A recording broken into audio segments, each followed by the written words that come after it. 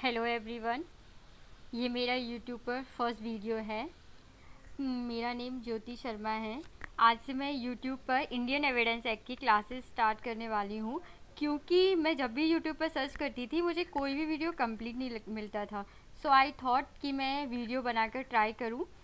So maybe it will helpful for you, all of you. So ये मेरा first video है, मैंने पहले ही बोला है।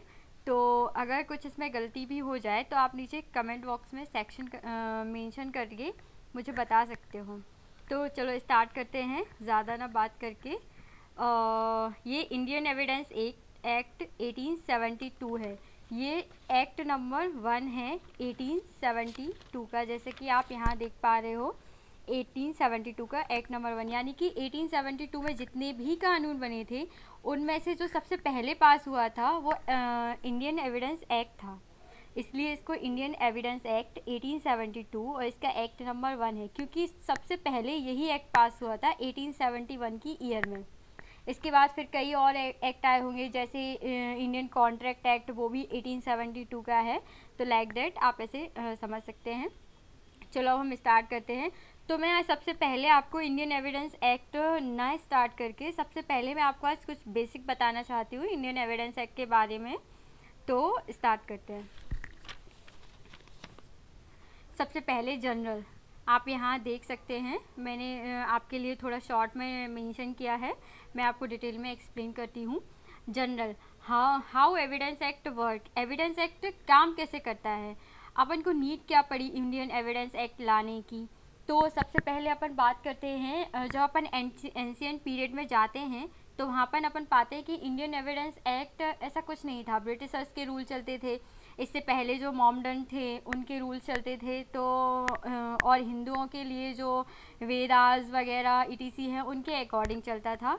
तो इसके बाद फिर धीरे धीरे डेवलप हुआ लॉ, तो इंडियन एविडेंस एक्ट पास किया गया, ब्रिटिशर्स के द्वारा ही पास किया गया था इसको। वो अपन बाद में इंडियन एविडेंस एक्ट में पढ़ेंगे, फिलहाल अपन बेसिक जानते हैं शॉर्ट में इंडियन एविडेंस एक्ट के बारे में।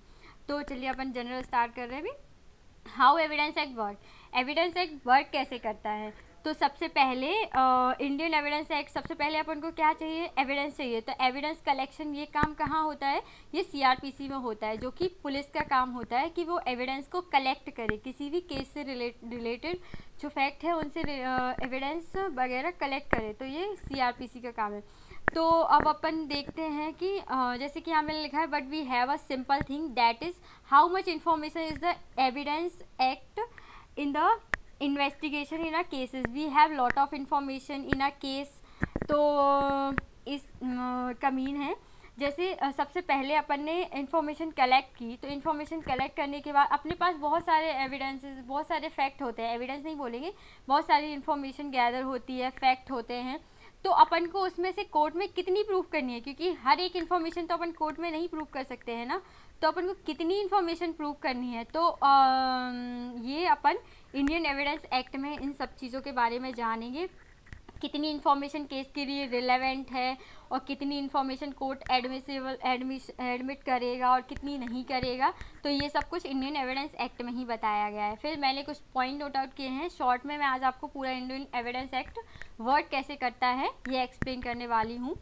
तो सबसे पहले हमने जाना कि अपन इंफॉर्मेशन कलेक्ट करेगी पुलिस, कलेक्ट करने के बाद अपन को क्या करना है, उसको अपन को प्रूव करना है किसी भी केस में। तो सबसे पहले अपन क्या करेंगे, इन्फॉर्मेशन कलेक्ट हो गई तो अपन को कितनी इन्फॉर्मेशन रेलेवेंट है उसमें से अपन केवल उतनी ही उसमें से प्रूव करेंगे। जैसे कि कुछ इन्फॉर्मेशन होती है जो कोर्ट में अपन नहीं प्रूव कर, जैसे हस्बैंड वाइफ का communication during the marriage and official communication like client वगैरह। जैसे हम लॉयर्स हैं तो हमने अपने क्लाइंट के साथ क्या डीलिंग की है वो हमारे बीच में ही रहेगी, हम इसको वो नहीं कर सकते हैं, किसी दूसरे के सामने उसको बोल नहीं सकते हैं कि हमारे और उसके बीच में क्या बात हुई है। तो ये सब है इसमें, और इस सब को एक्सक्लूड किया गया है। लेकिन ऐसा भी नहीं है, मान लो अगर कोई हस्बैंड है वो अपनी वाइफ से बोलता है आके कि मैं इसका मर्डर करके आया हूँ, तो ये इन्फॉर्मेशन इस केस में अपन, वो वाइफ जो है वो जाके कोर्ट में बता सकती है, क्योंकि ये ड्यूरिंग द मैरिज नहीं है। मैरिज मीन्स कुछ ऐसी कम्युनिकेशन जो ड्यूरिंग द मैरिज हुई है तो वो कम्युनिकेशन इसमें रेलेवेंट है। लाइक जब ड्यूरिंग द मैरिज हम ऐसे ऐसे सपने देखते हैं, like that all of this, you all are very intelligent, so you and then आगे अपन देखते हैं फिर प्रिजम्पशन। कोर्ट प्रिज्यूम करेगा। सबसे पहले हमने एविडेंस कलेक्ट कर लिए, फिर क्या कोर्ट में हमें प्रूफ नहीं करना है, क्या क्या हम कोर्ट में नहीं दे सकते हैं वो देखा, फिर हम प्रिज्यूम करेंगे। कोर्ट के पास जब कोई फैक्ट जाएगा तो कोर्ट प्रिज्यूम करेगा उसको। ये देखिए मैं आपको पूरा दिखा देती हूँ एक बारी, सो दैट आपके काम भी आएगा। तो सबसे हाँ कहाँ थे हम, तो जो कोर्ट के पास इंफॉर्मेशन आई है सबसे पहले उसको वो करेंगे। फिर 5 to 55 में जो इन्फॉर्मेशन सबसे पहले तो कोर्ट प्रिज्यूम करेगा, मे प्रिज्यूम करता है, सेल प्रिज्यूम करता है। तो इससे क्या होता है, जब कोर्ट प्रिज्यूम करता है तो हमारा वर्डन ऑफ प्रूफ जो होता है, सबूत को मतलब साबित करने का भार जो होता है वो थोड़ा शिफ्ट होता जाता है, क्योंकि कम हो जाता है, ज़्यादा हो जाता है। मे शैल प्रिज्यूम जो हम बाद में पढ़ेंगे। एंड देन अपन आएंगे रेलेवेंट फैक्ट। रेलेवेंट फैक्ट क्या होते हैं कि जो 5 to 55 इंडियन एविडेंस एक्ट की सेक्शन 5 to 55 जो आएंगे वही ओनली रेलेवेंट फैक्ट की कैटेगरी में आते हैं। इसके अलावा कोई फैक्ट रेलेवेंट फैक्ट नहीं होता है। तो ये मैंने छोटा सा डायग्राम के थ्रू एक्सप्लेन करने की कोशिश की है। सबसे पहले ये जो सर्कल है ये डिनोट करता है जो फैक्ट इन इशू होते हैं, जो मेन फैक्ट होते हैं, जो मुद्दा होता है जिसको हमको सुलझाना होता है, जिसके लिए हम रेलेवेंट फैक्ट वगैरह देते हैं। और जो अंदर वाला सेकंड सर्कल है ये होता है रिलेवेंट फैक्ट का, कि जो जो फैक्ट रिलेवेंट हैं हम केवल उनको ही फैक्ट इन इशू को प्रूफ करने के लिए देंगे। एंड द थर्ड होता है फैक्ट। ये जो बड़ा सर्कल है ये फैक्ट का है। तो हमको क्या समझ आया, ये जो फैक्ट है वो वाइडर सर्कल है, क्योंकि फैक्ट तो कुछ भी हो सकता है, रिलेवेंट है, कुछ भी अपन बोल सकते हैं, हर चीज़ फैक्ट है। मैं ये आपको लेक्चर डिलीवर कर रही हूँ, ये फैक्ट है, लेकिन अपन इसको किसी भी केस में रिलेवेंट तो नहीं मान सकते ना। तो ये हो गया हमारा फैक्ट। फैक्ट एक वाइडर टर्म है, और ये जो रेलेवेंट फैक्ट होते हैं वो भी अपन हर चीज़ कोर्ट में रेलेवेंट नहीं करवा सकते। कोर्ट जो रेलेवेंट मानेगी वही केवल रेलेवेंट फैक्ट होगा, अदरवाइज कोई फैक्ट उस केस में रेलेवेंट नहीं होगा। तो ये हमने समझ लिया। देन मैंने शॉर्ट में एक्सप्लेन करने की एविडेंस एक कोशिश की है। देन हम एक एक से लेक्चर जब मैं अपलोड करती जाऊंगी तो आपके पास इंफॉर्मेशन आती जाएगी। Then we talk about if information is relevant then we have collected not use in court. तो इसका मीन क्या है, हमने बहुत सारी इन्फॉर्मेशन गैदर कर ली, लेकिन हर एक इन्फॉर्मेशन जैसे अभी मैंने बताया फैक्ट इज वाइडर टर्म है, तो इसमें हर प्रकार की इन्फॉर्मेशन आती है। हमें केवल उतना ही प्रूफ करना होता है कोर्ट में जो हमारे केस से रेलेवेंट होता है। तो आगे देखिए इसमें, because this is act saying this is relevant information. Relevant means connected in a fact in issue. तो हमें किसके लिए इन्फॉर्मेशन प्रूफ करनी है, वो जो फैक्ट इन इशू है उसके लिए करनी है। तो सॉरी ये पेन थोड़ा डिस्टर्ब हो गया था। तो फैक्ट इन इशू है, उसको लेकर ही हमें जो इन्फॉर्मेशन प्रूव करनी है वही केवल इन्फॉर्मेशन रेलेवेंट होगी। देन उसके बाद कोर्ट क्या कहता है, एविडेंस आ गए, कलेक्शन ऑफ एविडेंस हो गया। देन उसके बाद हमने देखा कि कितनी इन्फॉर्मेशन रेलेवेंट है, ट्रू है, केवल उसको ही एक्सेप्ट करेंगे। कुछ कुछ कम्युनिकेशन जैसे वगैरह हैं, ऑफिशियल कम्युनिकेशन, हस्बैंड वाइफ का कम्युनिकेशन जो इसमें एक्सेप्ट किया गया उसको अपन ने एक्सेप्शन में रखा है। जनरल केसेस में उनको यूज़ नहीं कर सकते हैं कोर्ट में, ठीक है। देन हमने देखा कि कितना पार्ट रिलेवेंट होगा एक फैक्ट का, जो कि फैक्ट इन इश्यू से रिलेवेंट होगा, ये देखा। देन अब हम देख रहे हैं what matter prove information, so we have.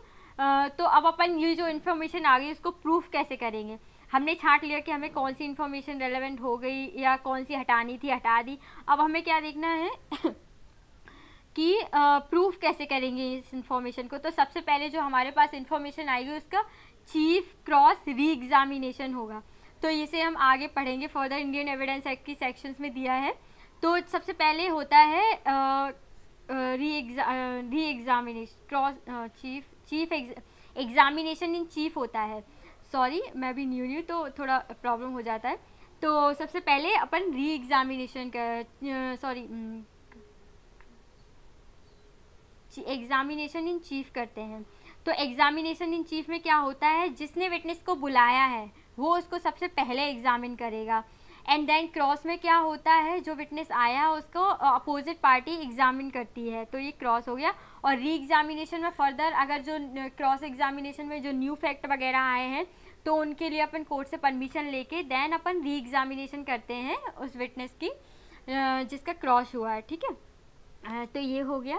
Then उसको प्रूफ, अब देन अपन को क्या करना है, सो कोर्ट में decide whether the information may be proved और नॉट रेलेवेंट और नॉट स्पेसिफाइड देन रिवीजन।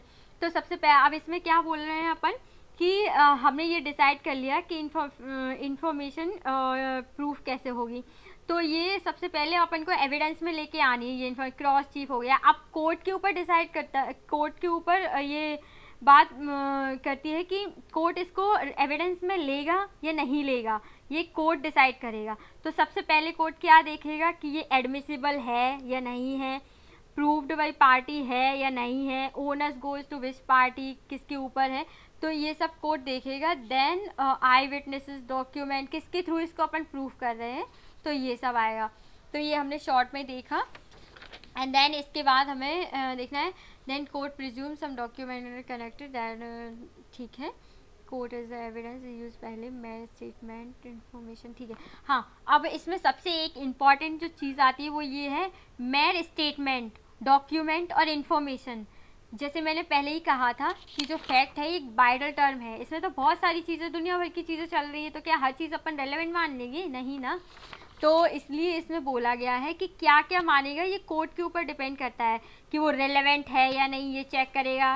अब रेलेवेंट है या नहीं ये कैसे चेक करेगा, जो फैक्ट 5 to 55 में फॉल करेंगे वो रेलेवेंट होंगे। एडमिसिबल है या नहीं, यानी कि कोर्ट उसको एडमिट करेगा या नहीं, ये सेक्शंस में दिया गया है। प्रूफ कौन करेगा, यानी कि उसका ओनस किसके ऊपर जाएगा। ओनस क्या है, एक होता है बर्डन ऑफ प्रूफ, एक होता है ओनस ऑफ प्रूफ।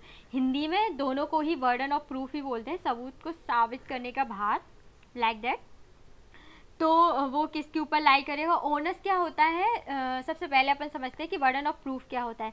तो बर्डन ऑफ प्रूफ वो होता है जो एक पार्टी, जैसे जनरली जिसके ऊपर लाई करता है वो हमेशा कांस्टेंट रहता है, कभी भी शिफ्ट नहीं होता है।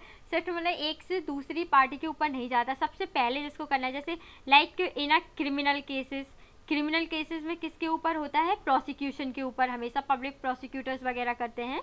और सिविल केसेस में क्या होता है, ये हमेशा जाता है सिविल केसेस में प्लेंटिफ के ऊपर, हमेशा प्लेंटिफ केस ओपन करता है तो वही प्रूव करेगा, ठीक है।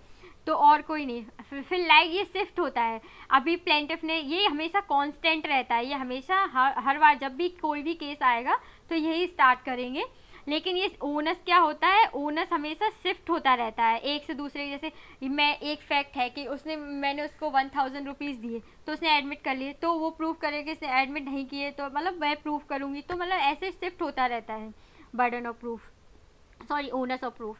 फिर देन हम आते हैं कौन से प्रकार का डॉक्यूमेंट है, वो ओरल है, डॉक्यूमेंट्री एविडेंस है, एविडेंस प्राइमरी है, सेकेंडरी है, और मतलब किस टाइप का एविडेंस, ओरल है या फिर आई विटनेस है, ये अपन देखेंगे। देन तब वो जाके एविडेंस, जब कोर्ट एक्सेप्ट करता है तब वो एविडेंस बनता है, ठीक है। फिर इसके बाद क्या है, so role of evidence finish, CrPC बताएगी कैसे यूज़ करना, क्या यूज़ करना है। Then only work of evidence, तो एविडेंस का काम केवल क्या है ये बताना है, रोल ऑफ एविडेंस, कि कोर्ट में अगर कोर्ट ने ये मान लिया कि ये फैक्ट जो है वो एविडेंस है, इसको एविडेंस में अपन कंसीडर करेंगे, तो दैट्स इट, अपना काम ख़त्म हो जाता है, अपना केस प्रूफ हो जाता है। फिर कोर्ट ये एविडेंस में लगा लेते हैं और जो अगेंस्ट होते हैं उनको अगेंस्ट में लगा देते हैं, ठीक है। अभी फैक्ट के बारे में एक चीज़ रह गई थी, यहाँ पे अपने डायग्राम से समझ लीजिए, क्योंकि ये टर्म्स हमारी अंदर कॉन्ट्रैक्ट को एक्सप्लेन कर इंडियन एविडेंस को एक्सप्लेन करने के लिए बहुत काम आएगी, तो इसको अभी आप डिटेल में समझ लीजिए। तो सबसे पहले क्या है, फैक्ट। ये देखिए फैक्ट क्या है, एक वाइडल टर्म है, ठीक है। ये सब कुछ जितना भी कुछ चल रहा है, अपन फैक्ट की डेफिनेशन पढ़ेंगे तब अपन देखेंगे, तो ये सब कुछ फैक्ट में कवर होता है। फिर अपन को उन फैक्ट में से रेलेवेंट फैक्ट निकालने हैं, जैसे कि कहीं मर्डर हुआ तो वहाँ पे बहुत सारे लोग खड़े हुए थे, उनने देखा, तो वो जो होंगे गवाह वो रेलेवेंट होंगे हमारे केस के लिए। कहाँ होंगे, ये अपन एविडेंस एक्ट में देखेंगे, 5 to 55 में अपन को लेके आना है रेलेवेंट करवाने के लिए। जो भी फैक्ट होगा अपन को 5 to 55 रिलेवेंसी में लाना है। फिर ये क्या है, फैक्ट इन इशू, अपन को ये सब ज़रूरत क्यों करें, क्योंकि डिस्प्यूट हुआ है, किसी ने मर्डर किया है या नहीं किया है, तो अपन कैसे प्रूव करेंगे, रिलेवेंट फैक्ट के माध्यम से करेंगे, ठीक है। किसने मर्डर किया है या नहीं किया है, ये कन्विक्ट होगा या एक्विटल होगा, तो ये सब कुछ बताया गया है। तो आज के लिए हम इतना ही। हाँ, एक चीज़ और, ये जो फैक्ट इन इशू होते हैं अपन को इनको प्रिंसिपल फैक्ट भी बोलते हैं, मेन फैक्ट, क्योंकि जो मेन मुद्दा है, जो मेन कारण है, रीज़न है लड़ाई का, झगड़े का, या फिर किसी केस आने का, क्योंकि ये इंडियन एविडेंस एक्ट जो है हमारा, ये सिविल और क्रिमिनल बोथ प्रोसीडिंग पे अप्लाई होता है, तो इसमें कोई कन्फ्यूजन वाली बात नहीं है। और second thing, Indian evidence act की कुछ सेक्शंस ऐसी हैं जो केवल सिविल पर ही अप्लाई होती है, लाइक 115 से लेके 118, और कुछ सेक्शंस हैं जो केवल क्रिमिनल पर अप्लाई होती हैं, उनमें भी कुछ बीच में दी गई हैं, तो ये सब हम देखेंगे। और थैंक्स, आज के लिए इतना ही। Please like, share and subscribe so that I further upload the video and it will helpful for you, I think so. Thank you so much.